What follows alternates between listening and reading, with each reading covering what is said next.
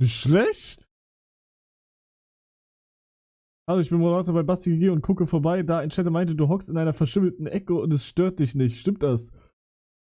Wie du sehen kannst, stimmt das, ja. Aber warum schreibt er das da rein? Bro, willst du mein Mikro sehen?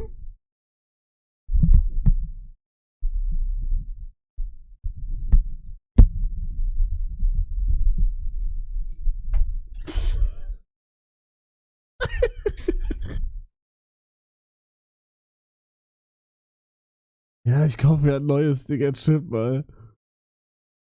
Ja, ich hab Action schon mal betrogen, ja. Junge Motherfucker kommt mit Clips von vor 5 Jahren. Da habe ich auf Twitter Fake-Gewinnspiel gemacht. Lass das Thema darf nicht nochmal hochkommen. Hauptschutz kostet 8 Cent oder was? Jo, Digga, du denkst auch. Wir haben Inflation seit Vater, Digga. Ich hab gestern Crystal, also nicht